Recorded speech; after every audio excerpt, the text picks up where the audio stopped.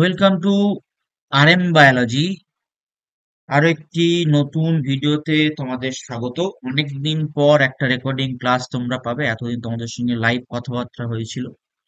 তো আজকে আমরা ডিসকাস করব cut off, seat matrix, both government and private, আর বেস্ট কোর্স, সেটা টপ 7 দিচ্ছি। টপ 7 বেস্ট কোর্স এবং সেগুলোর গভর্নমেন্ট সিট কত করে আছে সেগুলো আমরা ডিসকাস করব। তো কাট অফটা অলরেডি লাইভ ভিডিওতে তোমাদের সঙ্গে আলোচনা করে দিয়েছি। যারা কোনো কারণে লাইভ ভিডিও দেখতে পারোনি তাদের জন্য আর একবার বলে দিচ্ছি। সেটা হচ্ছে জেনারেলদের কাট অফের জন্য 50+ স্কোরটা সেফ, এর কমেও হয়ে যেতে পারে, 45-47-এর মধ্যেও হতে পারে, 45-47ও হয়ে যাবে যখন ওবিসিরা অ্যালাও হবে, সেই সময় কিন্তু হয়ে যেতে পারে।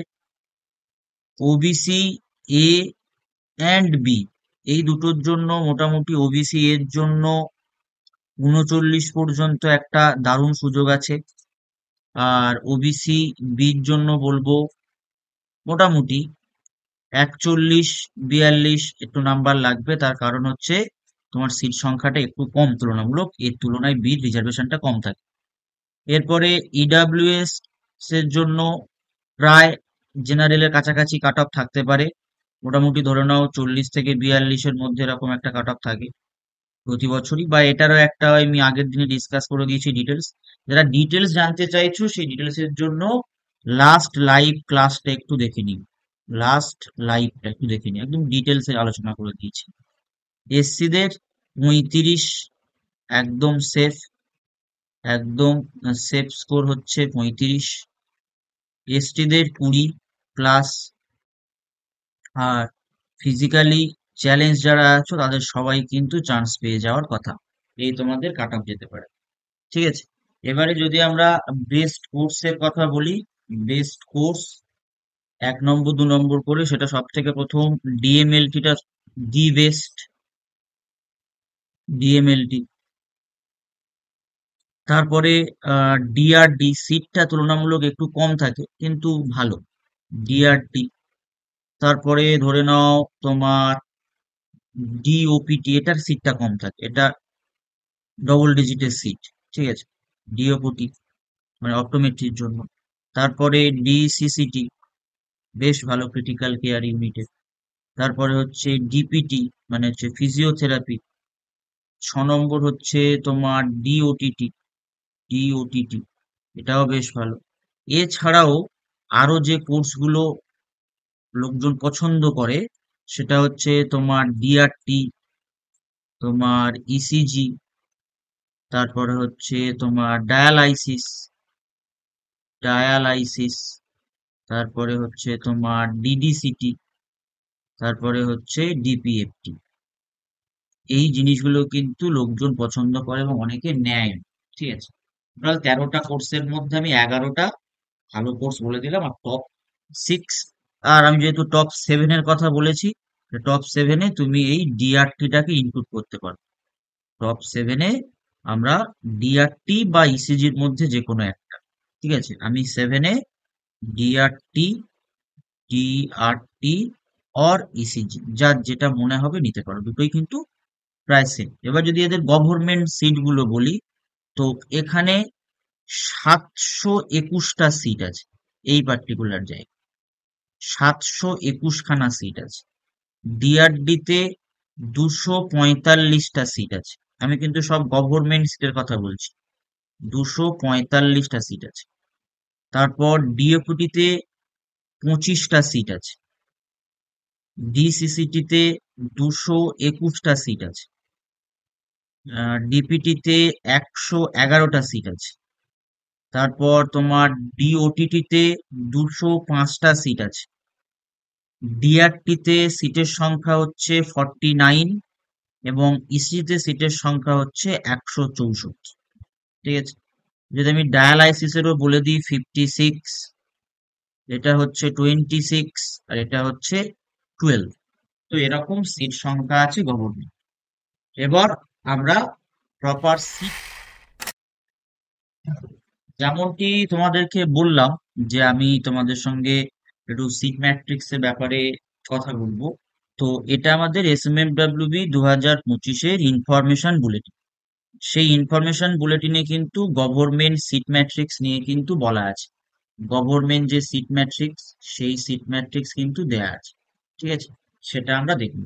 তো এখানে কি কি কলেজ আছে দেখো, এখানে আছে medical college hospital Kolkata, NRS, RG কর মেডিকেল কলেজ, CNMC, SSKM, তারপর Bardhaman medical college, Bankura medical college, north Bengal medical college, Midnapore, এটা হচ্ছে রিজিওনাল ইনস্টিটিউট অফ অপটোমেট্রি কলকাতাতে শুধুমাত্র অপটোমেট্রি পড়ানো হয়, JNM hospital Kalyani, Malda medical college, Murshidabad medical college, Sagar Dutta medical college, Rampurhat medical college, তোমার Purulia medical college, Diamond Harbour medical college আমার বাড়ির ঠিক কাছেই একদম, Raiganj medical college, Cooch Behar medical college, Beliaghata IDBJ যেটা একদম তোমাদের SMFWP অফিসের কাছাকাছি, তারপরে হচ্ছে BC রয় PGIPS, তারপরে উলুবেড়িয়া মেডিকেল কলেজ একদম নতুন নতুন এগুলো, তারপরে হচ্ছে তোমার আরামবাগের যে মেডিকেল কলেজটা, Barasat government medical college, Jhargram, Tamralipta, এবং শেষে জলপাইগুড়ি। টোটাল দেখো 27টা মেডিকেল কলেজ।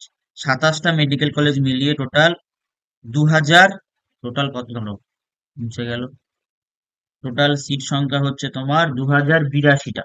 টোটাল সিট সংখ্যা 2082। ঠিক আছে, 2082 টোটাল সিট সংখ্যা।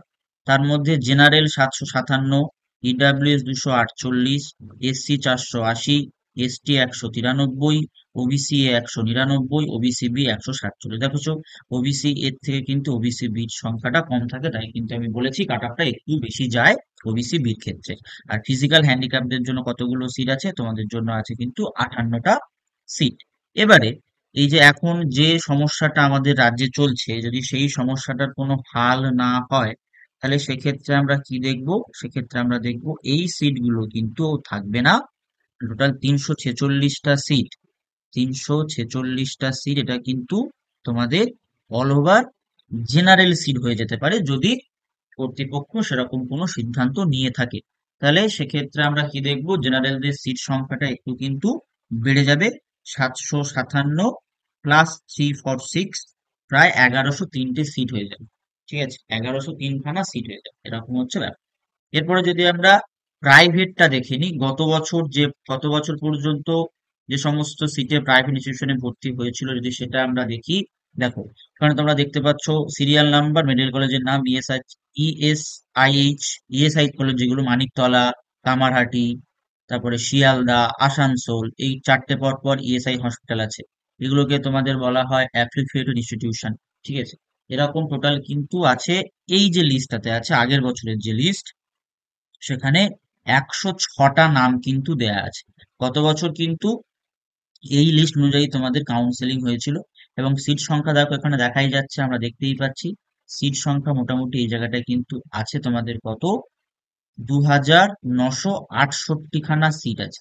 এবার যদি 2968-র সাথে আমরা 2968 প্লাস 20 82 যদি মিলিয়ে দিই, তাহলে আমাদের টোটাল সিট সংখ্যা হচ্ছে 5050। এই 5050 পর্যন্ত যারা থাকবে প্রত্যেকেই কিন্তু কলেজ পাবে, সেটাই সেটাই দাঁড়ায়। এবার যদি আর একবার আমরা এই জায়গাটায় আসি, প্রতি বছর আমরা দেখেছি যে টোটাল যে সিটটা কাউন্সিলিং এর আগে বলা হয়, তার সঙ্গে মিনিমাম 150টা সিট কিন্তু অ্যাড হয়। মানে ধরে নিতে পারো যে তোমাদের প্রায় এখানে 2100 আর ওদিকে হচ্ছে 150, 2200 2300 মতো সিট থাকবে তোমার এখানে। আর এই জায়গাটাও কিন্তু সিট সংখ্যাটা বেড়ে প্রায় 3000-এর একটু উপরে যেতে পারে।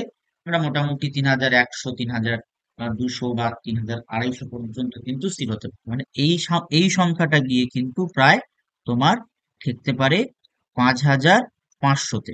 5500-তে কিন্তু গিয়ে এই সংখ্যাটা ঠেকতে পারে গ্র্যান্ড টোটালে, যখন কাউন্সিলিং শুরু হবে তার আগে যে নোটিফিকেশন আসে, মানে সমস্ত অ্যাপ্রুভ যে সিটগুলো সেগুলোর যে সিট ম্যাট্রিক্স যখন দেবে, সেই সময় আমরা কিন্তু এরকম সিট সংখ্যা দেখতে পারি, যেটা প্রতি বছর মোটামুটি কিছু না কিছু চেঞ্জ হয়, বেড়ে যায়, কমে না, বেড়ে যায়, কমার সম্ভাবনাটা খুব কম। তাহলে যখনই অফলাইন কাউন্সিলিং হয় তখন এর সঙ্গে তুমি 2 গুণ করতে পারো। 2 গুণ করলে যে সংখ্যাটা আসবে মানে প্রায় ধরে নাও 11,000, প্রায় ধরে নাও 11,000। তাহলে এই 11,000 পর্যন্ত যাদের ওভারঅল র্যাঙ্ক থাকবে তারা একটা কিন্তু গভর্নমেন্ট বা প্রাইভেট, মানে যারা একদম শেষের দিকে থাকবে তাদের প্রাইভেট সিট পাওয়ার সম্ভাবনা বেশি, এবং যারা উপরের দিকে থাকবে র্যাঙ্ক তাদের কিন্তু একটা গভর্নমেন্ট সিট হতে পারে। এবার যেহেতু গভর্নমেন্ট সিটটা আমরা বলছি, মোটামুটি ধরে নাও 2100 2100 থেকে 2200-র মধ্যে ঘোরাফেরা করবে, 2100 থেকে 2200-র মধ্যে ঘোরাফেরা করতে পারে। তাহলে এর সঙ্গেও আমি কিন্তু কি করতে পারি, এর সঙ্গেও আমি কিন্তু 2 গুণ করতে পারি। তাহলে যাদের মোটামুটি র্যাঙ্ক 4,000 এর মধ্যে, যাদের মোটামুটি র্যাঙ্ক 4,000 থেকে চার, পেন ট্যাব কাজ করছে না তো এরকম করে লিখতে হচ্ছে, 4,000 থেকে 4,200-র মধ্যে থাকবে ইন জেনারেল র্যাঙ্ক। আমি কিন্তু এগুলো সবই ইন জেনারেল হিসাবে বলছি। 4,000 থেকে 4,200-র মধ্যে র্যাঙ্ক থাকবে তারা কিন্তু একটা গভর্নমেন্ট কলেজ পেতে পারো। এবার প্রশ্ন হতে পারে যে এত পর্যন্ত যায় কেন? এত পর্যন্ত যাওয়ার কারণ হচ্ছে এই পর্যন্ত র্যাঙ্ক থাকলে যে তুমি তোমার মনের মতো কলেজ পাবে সেটা কিন্তু নয়। যেটা থাকবে সেটা পাবে, গভর্নমেন্ট পাবে ঠিক কথা, কিন্তু যেটা থাকবে সেটা নিতে হবে। তার কারণ, যেহেতু আমি একদম শুরুতেই বলেছি যে তোমার ডিএমএলটি সিট 700+, তো ম্যাক্সিমাম লোকজনই কিন্তু ডিএমএলটি টার্গেট করে, ডিআরডি টার্গেট করে, মানে প্রথমের দিকের কোর্সগুলো টার্গেট করে। তারপরে অনেকে কিন্তু ডিএমএলটি ছাড়া অন্য কোনো কোর্স নিতেও চায় না। সেক্ষেত্রে গভর্নমেন্টে অন্য ব্রাঞ্চে কিন্তু বেশ কিছু সিট পড়ে থাকে, যদি সেগুলো নিতে চাও তাহলে তুমি নিতে পারবে। এই হচ্ছে ব্যাপার। তো এরপরে আমাদের ডিটেল সিট ম্যাট্রিক্স এলে আমরা আরো প্রপারলি বলতে পারবো। তো এই পর্যন্ত আমাদের হাতে যেটুকু সিট ম্যাট্রিক্স আছে সেটুকুর হিসাব অনুযায়ী মোটামুটি 10,000 পর্যন্ত যাদের ইন জেনারেল র্যাঙ্ক থাকবে তারা কিন্তু একটা কলেজ পেতে পারো, সেটা সরকারি হোক বেসরকারি হোক, একটা কলেজ কিন্তু পেতে পারো। কারণ এটা অফলাইন কাউন্সেলিং, অনেকেই ঠিকঠাক সময় আসতে পারে না, অনেকে ডকুমেন্টস এর সমস্যা হয়ে যায়, তারাও আসতে পারে না। তো অনেক বিভিন্ন সার্কামস্ট্যান্সেস এর জন্য অফলাইন কাউন্সেলিং এ কিন্তু একটু বেশি দূর পর্যন্ত র্যাঙ্ক কিন্তু যায়। ওই কারণেই অফলাইন কাউন্সেলিং এ প্রায় সমস্ত র্যাঙ্ক হোল্ডারকে কিন্তু র্যাঙ্ক মানে কাউন্সেলিং এ রাখা হয়, সমস্ত র্যাঙ্ক হোল্ডারকে কাউন্সেলিং এ রাখা হয়। এই কারণে সবাইকে সমান সুযোগটা দেওয়া হয়, যেহেতু অফলাইন কাউন্সেলিং হচ্ছে। ঠিক আছে, আজকের ভিডিওটি এই পর্যন্ত। যারা তোমরা জিনপাস পরীক্ষা দেবে, 1 তারিখ থেকে তোমাদের জন্য free of cost live class শুরু হচ্ছে। সেই চ্যানেলটি অবশ্যই অবশ্যই করে সাবস্ক্রাইব করে নিও, বেল বাটনটি বাজিয়ে দিও। এবং তোমাদের পরীক্ষা কেমন হয়েছে, কত মার্কস এক্সপেক্ট করছো বা কত মার্কস পাবে মনে হচ্ছে, সেটা এই ভিডিওর কমেন্টে তোমরা লিখতে পারো। লাইভ ভিডিওতে আমি কিন্তু একদম ডিটেলস কাট অফ যে যে কোশ্চেন গুলো তোমাদের ডাউট ছিল সেই সমস্ত কোশ্চেন গুলো কিন্তু অ্যানালাইসিস করে দিয়েছি। পেপার কেমন ছিল সেটাও বলে দিয়েছি। এখনো যারা দেখোনি সেই ভিডিওটা অবশ্যই দেখে নিও। চলো, ভিডিওটা এখানেই শেষ করছি।